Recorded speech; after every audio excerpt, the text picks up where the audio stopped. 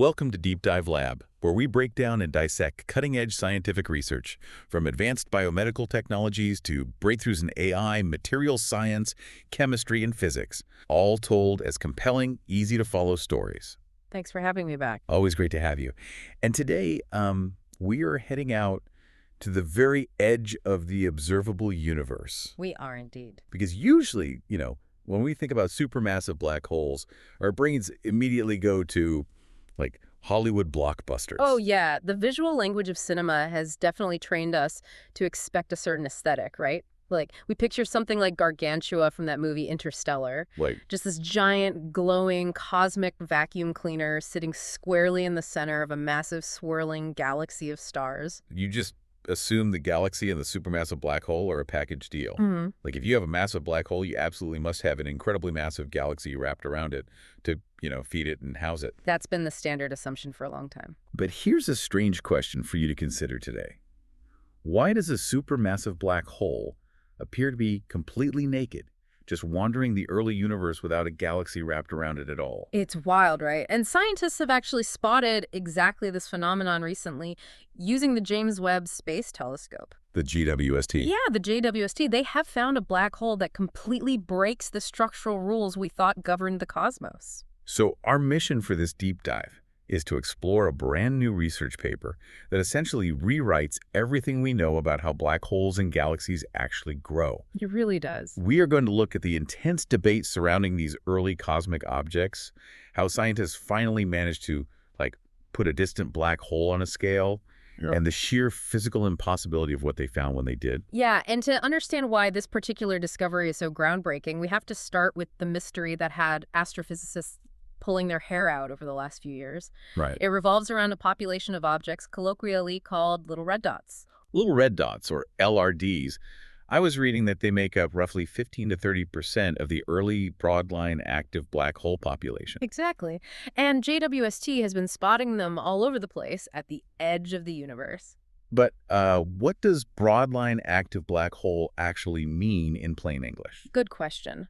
When we classify them as active, we mean they are actively feeding on surrounding gas and dust. Right.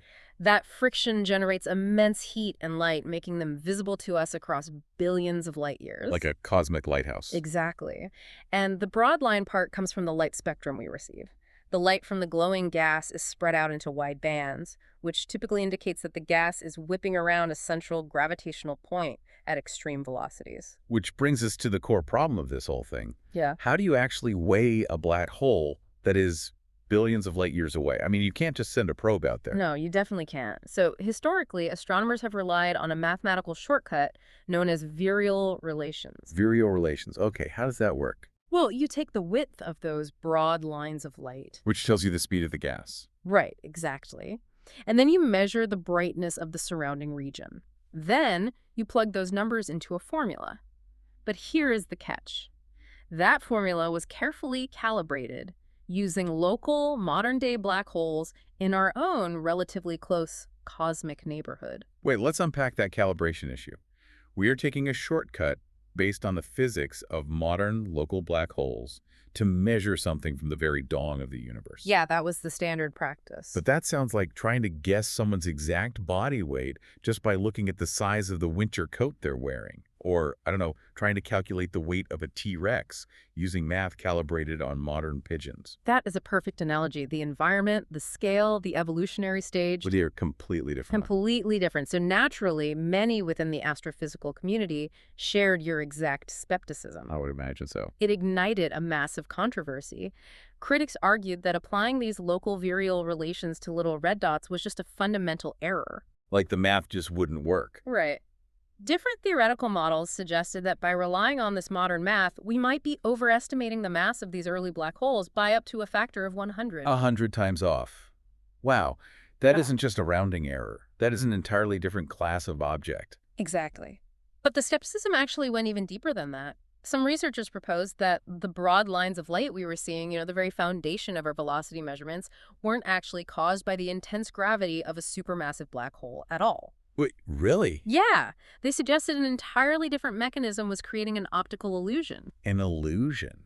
Yeah. But if it's not a black hole's gravity pulling the gas, What else could stretch the light out like that? They pointed to a phenomenon called electron scattering. Okay, electron scattering. Imagine a much smaller, less massive black hole, but it is completely buried inside a incredibly dense, thick cocoon of gas. Right. As the photons of light try to escape this dense fog, they constantly collide with fast-moving electrons. Ah, so the Doppler effect comes into play here. Precisely. When a photon bounces off a fast-moving electron, it gains or loses energy depending on the direction of the electron. Makes sense. This collision stretches or squishes the wavelength of the light, so by the time that light finally escapes the gas cloud and travels to our telescopes, the wavelengths are all smeared out. So to our instruments, that scattered light looks practically identical to the signature of gas whipping around at massive speeds due to immense gravity. You got it. It's a cosmic disguise. That is wild. So on one side of the debate, you have scientists looking at the JWST data saying, we found a universe teeming with inexplicably massive black holes. Right. And on the other side, skeptics are saying, no, your math is wrong. It's just electron scattering.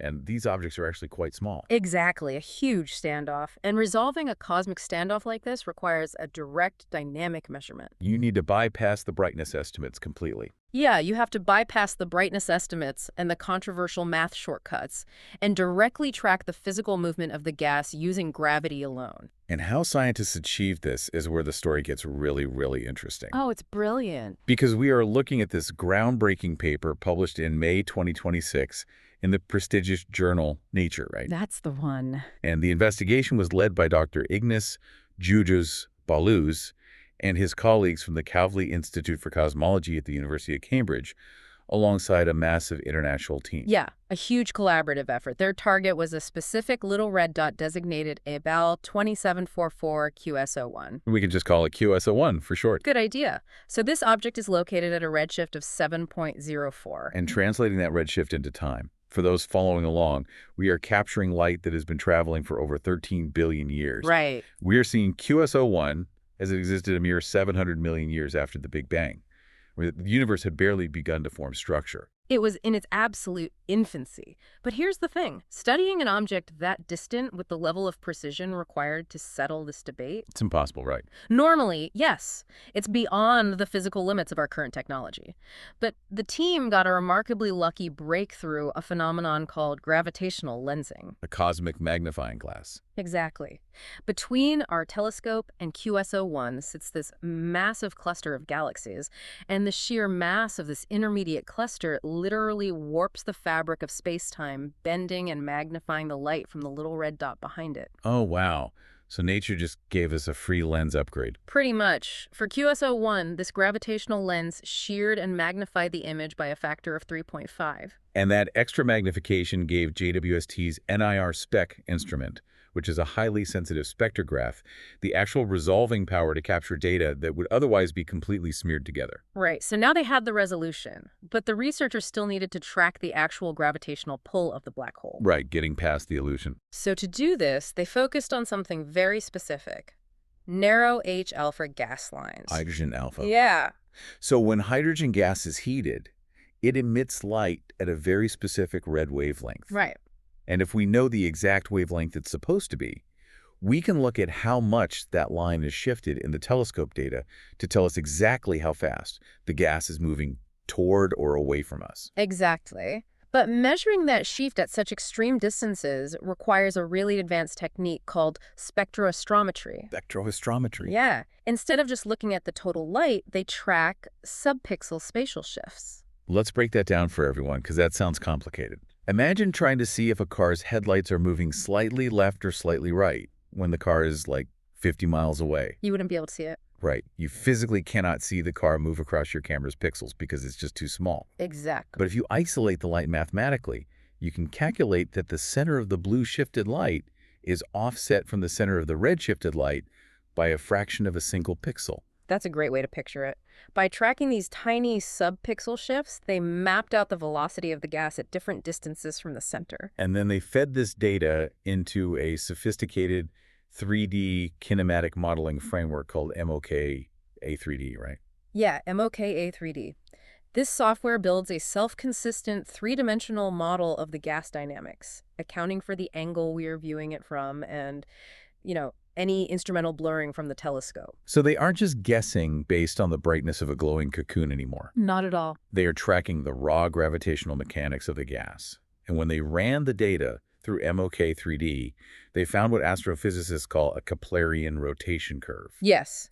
Yeah. And finding a Keplerian rotation curve is the absolute gold standard for proving a central mass. What does that curve actually look like? It means the gas was spinning incredibly fast, tilted at a 52-degree angle relative to us. But more importantly, the velocity of the gas dropped off as you moved further from the center in a very specific mathematical curve. It drops off with the square root of the distance, which is actually exactly how planets orbit the sun in our own solar system. Oh, fascinating. Yeah.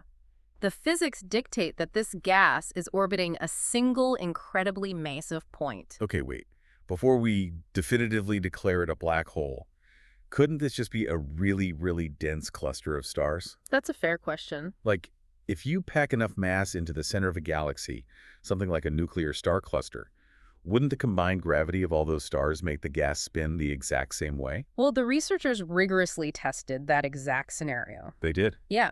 They ran their models assuming the central mass was a Plummer sphere, which is basically a highly dense globular cluster of stars. And what happened? The mathematical model completely collapsed under the physical constraints. Really? Why does the star cluster model fail? Because to create the specific gravitational pull required to make the gas spin as fast as they observed in that tight of an orbit, the stars would have to be packed at a density of over 10 to the 17th power solar masses per cubic parsec. Oh my gosh. 10 to the 17th. That number is hard to even conceptualize. It is. It is orders of magnitude denser than the most extreme star clusters ever found anywhere in the universe. So it's just impossible. Completely unphysical. If you packed stars that densely, they would just physically collide and merge. It's an impossible concentration of stellar mass. Wow. So by a rigorous process of elimination based on the observed gas dynamics, the center of QS01 had to be a single point mass. A supermassive black hole. And because they tracked the specific rotation of the gas, they were finally able to put it on a scale? They were. And the direct measurement revealed that this black hole weighs 50 million times the mass of our sun. 50 million solar masses. Yep, 50 million. But, and this is the biggest reveal of the paper, the part that fundamentally changes our understanding of galaxy formation is what they found around it. This is the crazy part. Right. They weighed the entire surrounding host galaxy, like every single star that has managed to form around this black hole. Yeah. And they found the stellar mass is capped at less than 20 million solar masses. It's mind-blowing. The central black hole is more than twice as massive as the entire galaxy of stars hosting it. It's like finding a massive V8 rocket engine flying down the highway. But the car attached to it is just a rusty go-kart chassis. Right. The engine is twice as big as the car. It completely shatters the local scaling relations we observe in our modern universe. Like, in our cosmic neighborhood, galaxies are massively larger than their central black holes. Right. Usually the black hole is tiny compared to the galaxy. Exactly. Typically, a central black hole accounts for a tiny fraction of 1% of the host galaxy's total stellar mass. But here, the ratio of black hole mass to stellar mass is greater than 2. Yeah. It is the most naked, massive black hole ever found. Just a supermassive engine with practically no galaxy to speak of. The implications of this are just massive. Oh, absolutely. First of all, it provides immediate vindication for the original mathematical models we talked about earlier. Right, the shortcut map. Yeah. This direct dynamic measurement of 50 million solar masses perfectly matches the estimates that came from the old virial shortcuts.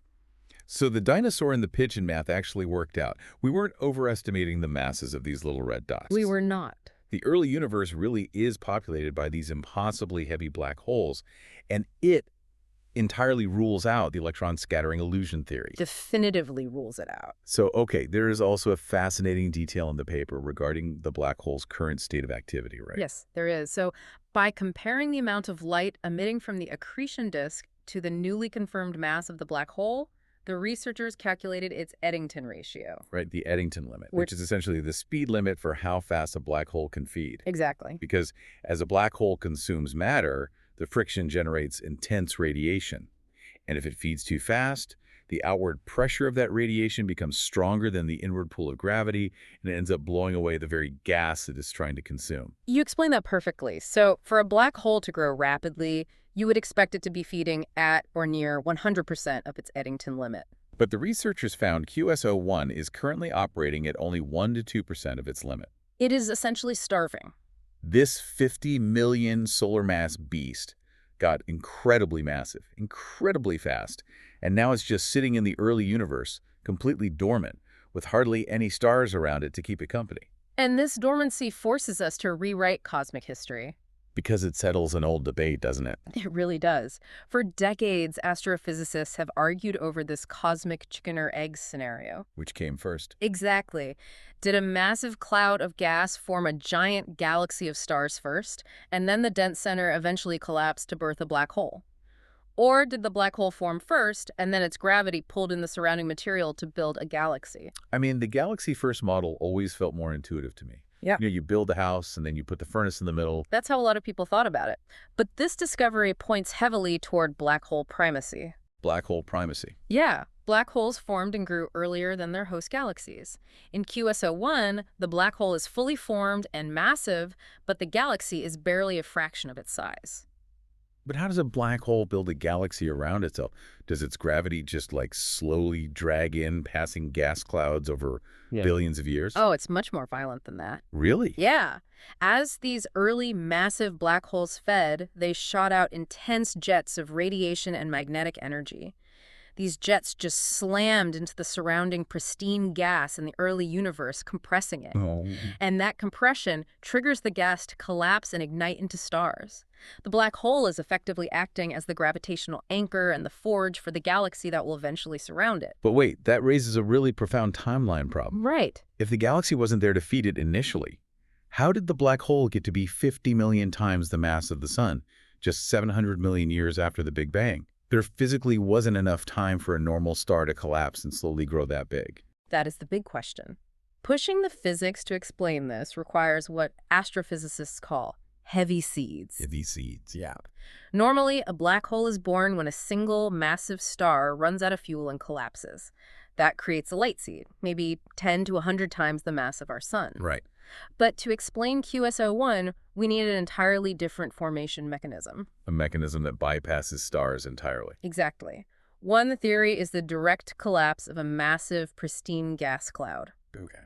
In the early universe, massive clouds of hydrogen and helium might have imploded under their own weight straight into a black hole of maybe 10,000 to 100,000 solar masses, just entirely skipping the star formation phase. Okay, so that gives the black hole a massive head start. It does. But there is another theory mentioned in the research that is even more mind-bending. Oh. Primordial black holes. Primordial black holes. Yeah.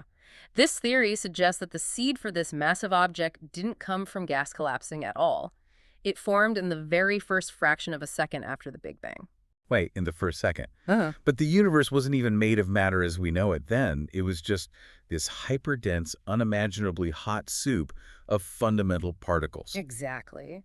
But if a microscopic pocket of that primordial soup was just a tiny fraction denser than the space around it, Oh, I see. the extreme pressure could cause it to instantly collapse into a black hole before a single atom of hydrogen even had time to form. Wow. These primordial black holes would have been baked into the fabric of the universe from the very beginning, acting as the anchor points for everything that came after. That is incredible. Let's bring all of this together for you listening because, man, we've covered a staggering amount of cosmic territory today. We really have. There are 3 core takeaways from this remarkable Nature paper. First, by using the James Webb Space Telescope and gravitational lensing, scientists tracked the physical movement of gas to directly weigh a black hole at the edge of time. Right. And second, this direct measurement proved that our standard mass estimates for these early universe objects, those mathematical shortcuts we talked about, are actually correct. The math holds up. The math holds up, and theories relying on optical illusions like electron scattering are definitively ruled out. And third, and most importantly, we have found a naked black hole that outgrows its own host galaxy by a 2-to-1 ratio. The black hole came first. Yeah. Looking further back in time reveals that our modern galaxies are just the finished product of a very chaotic construction process. Right. The universe doesn't have to follow the neat, organized rules of our local neighborhood. We are finally looking at the messy scaffolding of the early universe. The massive rocket engine flying down the highway before the car's even been built. Exactly. Well, to leave you with one final thought to ponder today. We discussed how these massive objects might have started as primordial black holes born in the first second of time. Right. If these primordial black holes were scattered across the early cosmos, before stars or galaxies even existed, could the invisible dark matter we've been searching for actually be tied to massive swarms of these ancient wandering black hole seeds? Oh, that is a fascinating question. It really makes you look up at the night sky and realize the deepest mysteries might be hiding right in plain sight.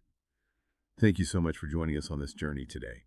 If you enjoyed unpacking this cosmic mystery, be sure to follow and subscribe to Deep Dive Live for more fascinating science stories uncovering the mysteries of our universe.